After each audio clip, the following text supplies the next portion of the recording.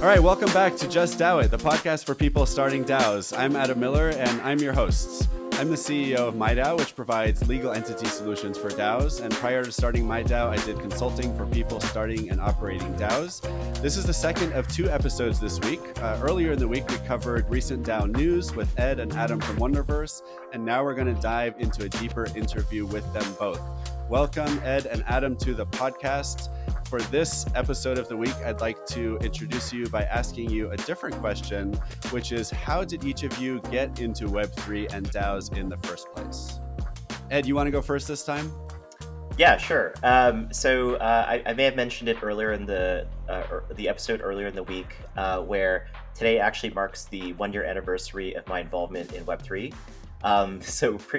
Previous to working with Wonderverse, I was working in a very traditional hierarchical like Web2 company. I was very miserable. I love the work, I love the people, but the decision making process was just not my thing. And so like I set about like trying to find work that I was passionate about and helping others do the same. And that's where I came across Wonderverse, the mission of helping people find work that they're passionate about, and build up experience in Web3. And so I just hopped onto the Discord of Wonder, literally the day one of Wonder's Discord launch. I messaged Andros, one of the co-founders of Wonder. We hopped on a call like within like an hour. We started chatting, and I'm like, I really love the vibes of this team. And I said, like, please let me get involved. And I've been involved ever since for 1 year. And I'm still loving it. The vibe of the team has not changed. And I think that's very important in Web3. Awesome. How about you, Adam? How'd you get into Web3 and DAOs in the first place? Yeah, I originally had interest in crypto around maybe like 2016 or late 2015.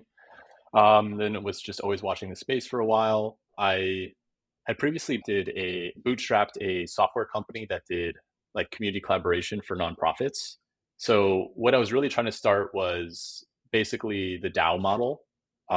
So when I saw DAOs emerge years later, I was like, oh, this is the perfect application. This is what I've been waiting for. So after that, with Andros and Terry, we just went full in and just dedicated ourselves and doubled down on both Web3 and DAOs.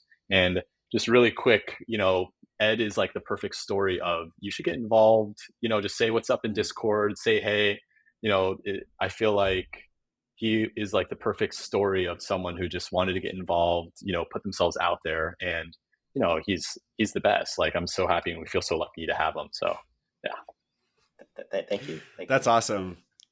Yeah, and I'm curious, going back to when you were working on nonprofits before, Adam, and you were trying to do something like DAOs before there were DAOs, what was that you were trying to do? Yeah, so we'd work with nonprofits. So an example would be someone would say, oh, we're going to do a beach clean on Tuesday. We need help. Someone has to bring a truck. Someone has to bring trash pickers. This person needs a ride. So we had like a way to organize around projects. So it was like very similar to where, there's a proposal for something we want to do. This person can, help this way. This person can help that way in a decentralized way. And people could just pick up and do work that they found meaningful. But it was specifically for nonprofits. And if you are a founder or you want to be a founder, if you're going to bootstrap a software company, make sure you do something that has high ticket sales. That was the type of company that needed, high scale to be successful. So that's very challenging, or at least go for a VC funding route if you do that. But it was super rewarding. I learned a lot, and it kind of put me in a position to where I felt, like we could build something very foundational and shifting in the industry after having that experience. Cool. That's awesome. All right. So tell us a little bit more about Wonderverse. What is it that you guys are up to? What problems are you trying to solve, and how? Yeah, so at Wonderverse, we're building the coordination layer for Web3 teams. And really what that means is we support the end-to-end flow and processes that DAOs or Web3 projects typically will encounter. So we understand that at the very beginning, there's governance, right? Decisions that are made by the community offering opinions or decision making. And then that flows into operations for a project. So whether it's like, the core team being assigned work or assigning something to contributors. And then naturally that flows into like payments or rewards for these contributors. And then of course, the next thing is building up like a Web3 resume from all that work. So Wonderverse supports that end-to-end workflow, like all in one on one platform. I think we do it in a very unified way because we don't set out to completely replace a lot of tools that Web3 teams typically use, like Snapshot, Discord, etc. What we do instead is we integrate with all these tools to provide a unified experience. And so we're trying to reduce the friction of contributors contributing to projects in using this unified product, as well as making reducing the friction for operators or admins to manage their projects because we have a very unified product. Anything you'd add, Adam? Ed's the pitch master. Yeah, It was pretty good. yeah, that's pretty. I'm over here like taking notes, like, oh, that sounded smooth. I'm curious about, this is going to get pretty technical potentially, but is everything you guys are building off chain, or are you also building smart contracts and on chain capabilities as well?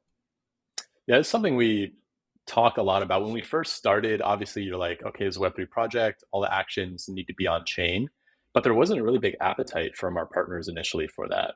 We're about to launch tasks that can be minted as NFTs, which is pretty exciting. So that's going to be, hopefully you'll see that on our product by the time this is out. So that's one of our first really big pushes. But like the long-term vision definitely includes having really good ledger. And then a really big thing is also being able to import and you own your work. So everywhere you go, it's like, okay, these are the things I had done while I was working on Wonderverse. But long term with the smart contracts too, that's super interesting. I had a really in-depth conversation with Terry, one of the co-founders, yesterday about it. Is there's a lot we can do, because if you look at the project management space, like Asana, Trello, Notion, it's like a pretty well documented, this is how teams work together, and like this is a core workflow. But when you think about like introducing Web3 technology and like smart contracts, now you're like, okay, we can do some really exciting stuff. So the next, iteration of Wonderverse, I think, will have a lot of exciting features that when people are like, why would this be better than a traditional project management software? It'll be very obvious. Is it a lot like Trello? Is that the closest thing that you would compare it to? Or what would be the best analogy from the Web 2 world? Yeah, you can think of it like Asana. Like we use boards, list views. Something we really had to do was have feature parity with a lot of the biggest project management softwares. So like people are like, oh, do you have recurring tasks? Do you have calendar view? Do you have X? Do you have Y? So not only do we have to build out Web3 integrations, but we also had to have our product at the same quality as these other huge, billion-dollar companies. So that's a fun underdog story, and the team's always hard at work. I think we've gotten to a point where I think it feels just as good, if not better, than a lot of products like Trello or Asana. You could check it out. Like I think the workflows actually are more complex, but also feel better. We've invested a lot of time in design and trying to make the user experience really smooth. But like long term, we want to do something that is completely outside of the box, and we do want to be innovative and invent what the future of works looks like. But right now is easiest for us to kind of emulate what people are used to, so we can get them understanding the product, understanding how we fit into the movement, and then down the road we'll be very innovative. You'll see. Cool. It is beautifully designed. I was playing around this morning, and when you're using Wonderverse, it's like you want to have something to do because that's what it's built around, like organizing things that need to get done. So I'm like poking around, like, oh, I want a task because then I can like click here and see what this does too. So it's a really awesome user experience from what I gather. We got plenty to do, man. We'll send you some stuff. Yeah, good point. We'll put you to work. I'm not saying I don't want to do the thing. I just want to click around something on a task board. Yeah. But yeah, please send it over. We'll see what happens. Let's dig into some of the questions I like to ask a lot of our guests to help people who are today starting a DAO or helping lead a DAO or thinking about starting a DAO. So you see so many DAOs and other Web3 projects going through probably from the earliest phases of their creation through trying to manage work at scale. What's the most common growing pain that you see DAOs experience, and how would you suggest they address that challenge? So like talking to a lot of different DAOs, like as part of our process, like we do try to keep like a close contact with the partners using Wonderverse. We try our best to talk to everyone and just like stay on top of like what's top of mind and what's top priority for them. From what we've seen currently, one of the things that are top of mind for the partners is having like this like introspection of like what really is what they do. I think in a high interest cycle, like it's like you could do anything and everyone's very happy, everyone's like very very successful. But I think in a low interest cycle, it's when like the harder questions come out, right? It's like how are we adding value to the space? Like what are some of the most important things that we need to do? Like how do we organize ourselves? And I think like the way that Wonder has been built, I think since day one, is that it's very flexible and customizable for teams. Because I think we recognize like DAOs are always evolving, so we built in such a way that like I said, a 5-person DAO could use us all the way up to like a community of like hundreds or thousands of people. I think lately we've been helping them with governance because a lot of these introspection situations to help them make decisions on like what is the future direction like of our DAO, what do we need to do, and whether you're like a just formed DAO or a very mature DAO, like you probably are asking these questions right now. And then like a related problem that we see a lot is also related to transparency and tracking sort of like progress of work, because like I think we do a really good job of like here's the work that, or here are the tasks that you need to work on, or here are the bounties that you need to work on. In the Web3 space, there isn't as well of a job done on in this particular task. Like where are you? Like how far are you? Right? Are you 80% done? Are you 60% done? What are some of the things that are still required? And I think from a environment where there might not be like a ton of like in-person communications, like in lieu of that, like you do need to find like ways for teams to still like stay synced and communicate a lot. And so that's why like we're integrated with Discord for notifications. We're integrated. We're building like native notifications and whatnot. But we're really trying to like make it like really easy for teams to like stay in tuned on like what is the progress of what they're working on. Because if you don't know what's going on, you're just going to have like a really bad time working on your project. So. Makes sense. I'm curious about a couple of the phrases you used in that answer. What is a low interest and high interest cycle? Is that like bear market and bull market, or? Yeah, I think some of our team members don't really like using the word bull in bear market, so we use high interest and low interest cycle. Interesting. But that's because that's what you see, though, or these DAOs see, is that in a bear market, there's less interest in what's going on. Certainly, yeah. Like some of the projects we mentioned it in the episode earlier this week, where maybe like even high school, chess clubs use the product. But specifically, like we were talking to a student group that was running a blockchain club for their school, and they were saying like during the bull market, when they had a speaker, they would have like 50 to 60 people attend the talk. But now that we're in a bear market, they have like these very prominent folks like coming in giving talks, and like 3 people would show up. I think it ebbs and flows. Adam, anything you'd add in terms of growing pains that DAOs face in their earliest days? The main thing is just thinking through the different cycles of a DAO's life. So from idea, getting over just the, getting enough momentum or courage, whatever you want to call it, to start, I think is really important.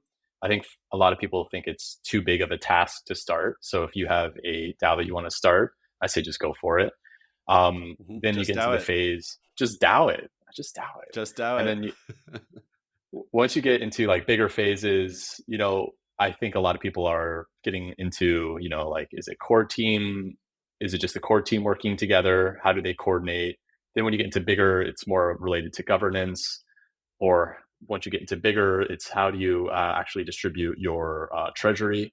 So it's like it's what's super interesting. And, Ed is the expert on this, getting to talk with every DAO.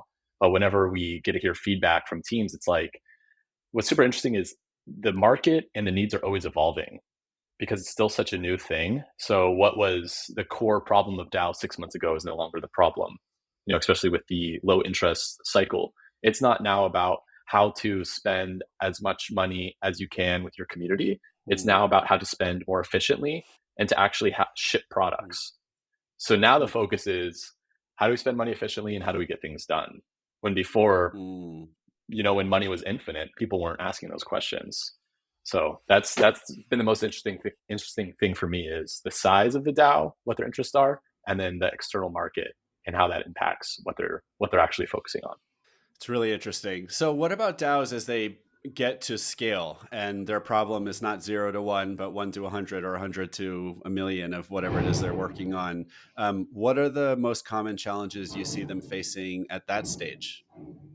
For the larger DAOs, in order to get to the stage where like you're a very large community, chances are like you've already built up like a very strong like core team that has taken you from like zero to like a few hundred or thousand members.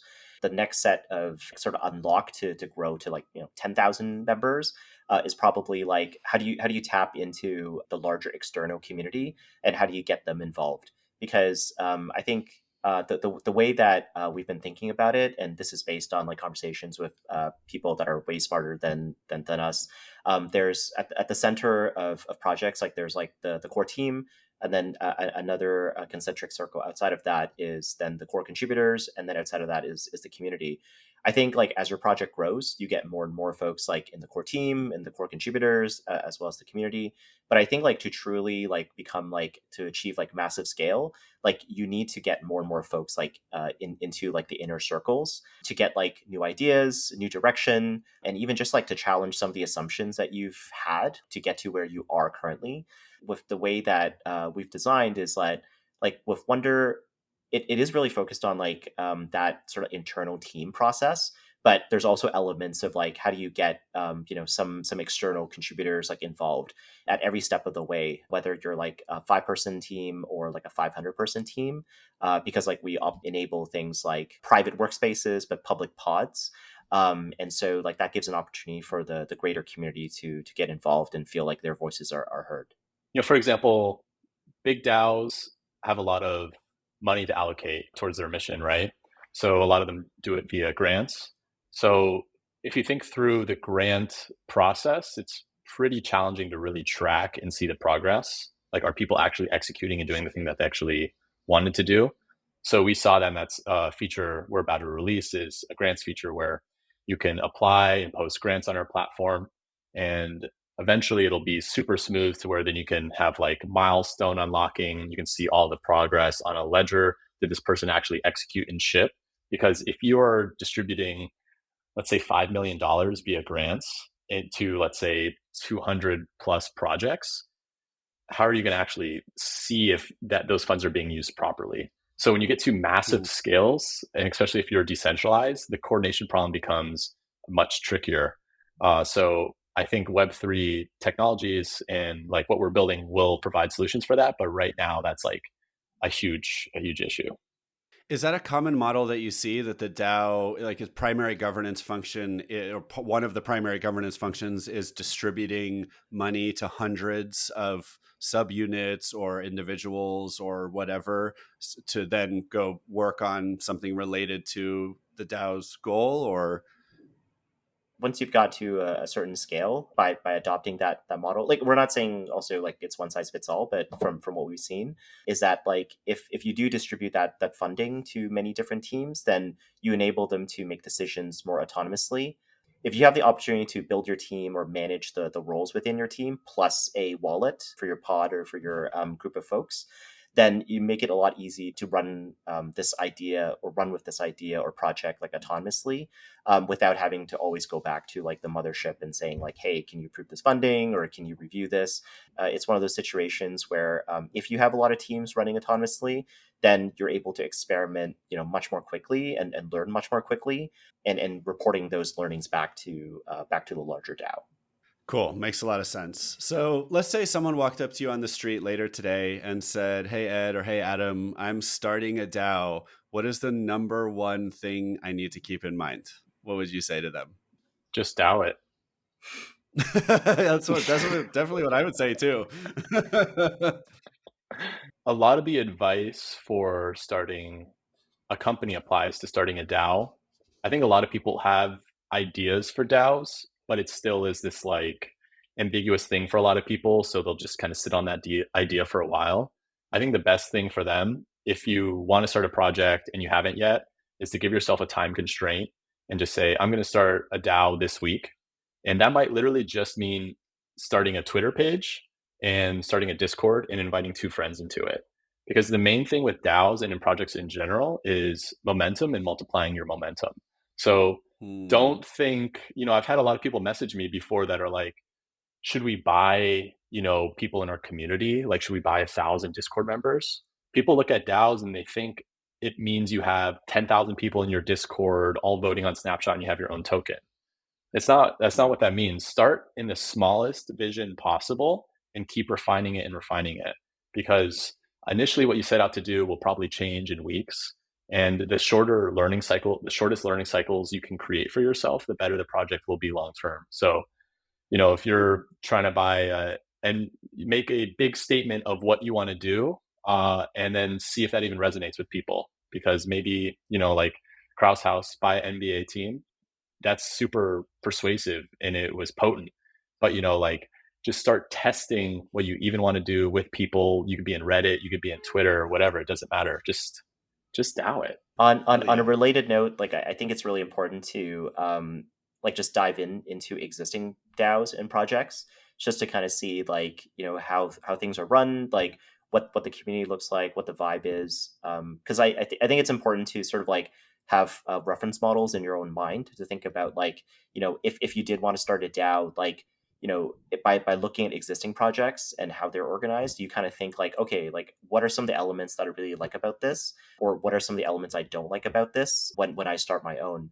And I think having those reference models is really important, because if you do dive in and you participate in some of these other projects, potentially in a related space, you're also building relationships and potentially future partnerships in that space. Because in the earlier episode, we talked about it's totally cool, like if you have like 50 different DAOs working on the same problem, because there's probably a different spin to it.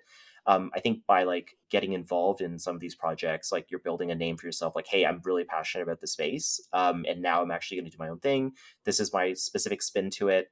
And chances are you'll find, just as many people that are into like the perspective or angle that you're taking for your DAO, and they will want to get involved too, because you've already built up a reputation and you're someone they trust. Awesome. What about, would either of you have a favorite DAO tool other than Wonderverse? Because I would have to think Wonderverse is probably your favorite. Is there another one that you'd recommend that people check out as well? I love Joke DAO. I think that's a great one for a lot of people. There's always the joke of most business SaaS applications are just trying to replace Excel.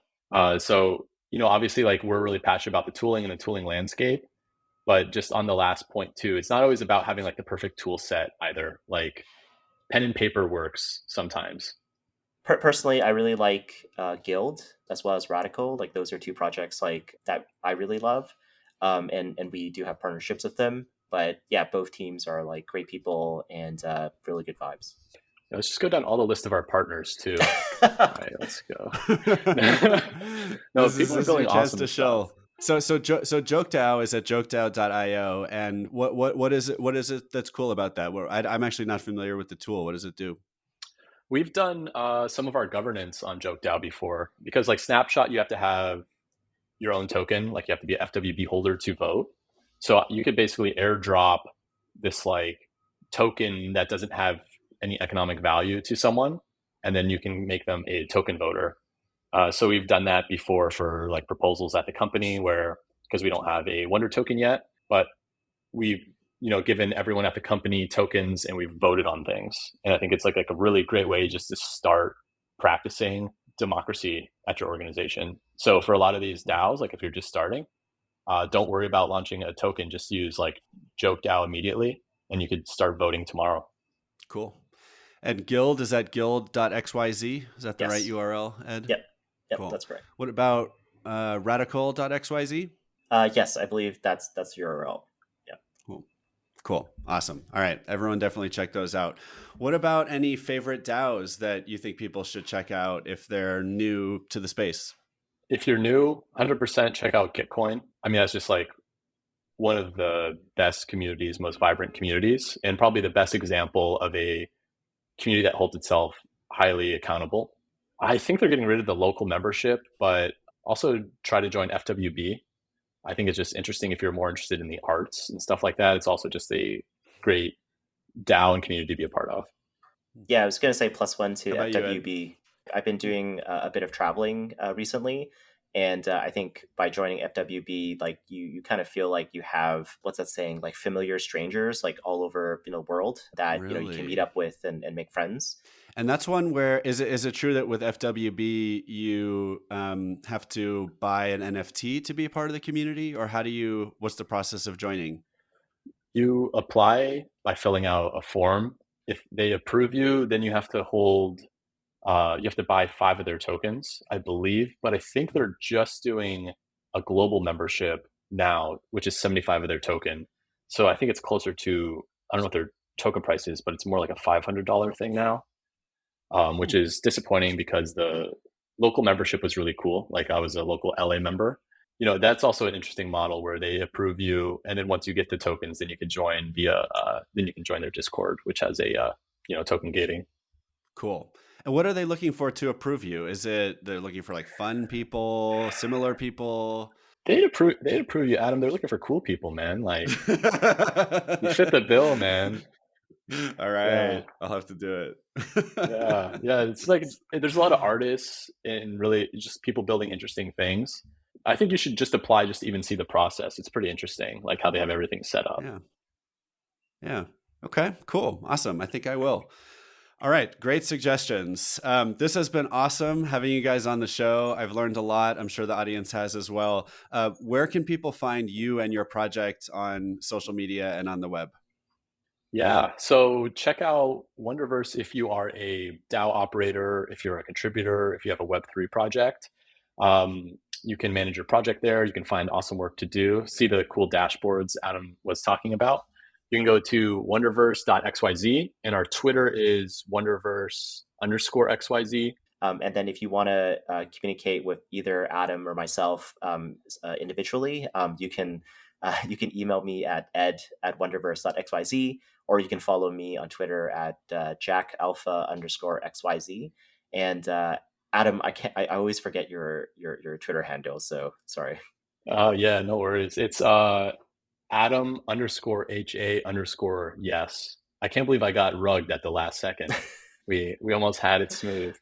Yeah. Right on the shill, man. The audience might never know because of the local recording, but we had lost Adam for a second. By the way, you can find me on Twitter at 0xthriller. My DAO is MyDAODS. That's MIDAODS on Twitter, and mydao.org. Please consider liking this show, subscribing, leave us a 5-star review on your podcast app. It really helps, and it helps other people find the show. Ed, Adam, thank you so much for joining us. This has been so much fun. I've learned a lot, and I really enjoyed it. Thank you. Thank you, Adam. Thanks so much for having us. Yeah. And are you thinking about starting a DAO? Just DAO it.